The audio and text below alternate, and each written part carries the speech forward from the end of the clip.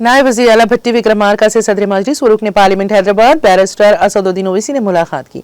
इस मौके पर बैरिस्टर असदुद्दीन ओवैसी ने हैदराबाद में बरकी खंभों से इंटरनेट केबल्स को हटाने से मुतालिक नायब वज़ीर आला भट्टी विक्रमार्का की जानिब से दिए गए बयान पर तबादला ख्याल किया।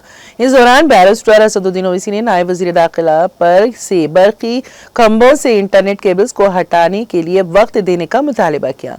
बैरिस्टर असदुद्दीन ओवैसी के हमरा मलकपेट हल्के के मजलिसी रुकन असम्बली अहमद बिन अब्दुल्ला बलाला भी मौजूद थे।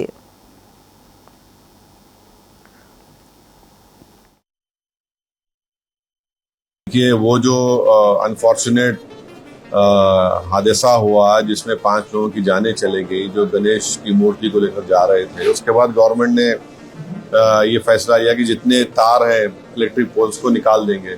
फिर हाई कोर्ट में भी गए, हाई कोर्ट का भी कोई फैसला। हमने उनसे कहा कि सर आप उनको थोड़ा टाइम दीजिए ताकि वो उस तमाम जो अनयूज केबल्स हैं उसको निकाल देंगे और हाइट 15 फीट पर रखेंगे। तो डिप्टी सीएम ने कहा कि हमने पहले 1 साल का टाइम दिया था, इन्होंने काम नहीं किया। हमने फिर से उनसे रिक्वेस्ट किया कि आप अब ये लोग जो टाइमलाइन आप देंगे वो सब जिम्मेदार थे। उन्होंने कहा कि हम बिल्कुल उसको फॉलो करेंगे। उन्होंने ये भी कहा कि हमने मेन रोड पे लाइन्स को सही कर लिया, बाई लेन्स में और स्लम्स में हमको करना है।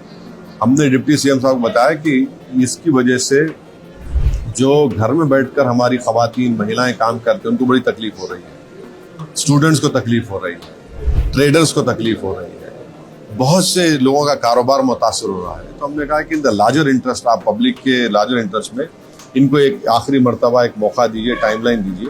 तो उन्होंने कहा कि मैं पूछ के क्या कर सकता हूँ देखकर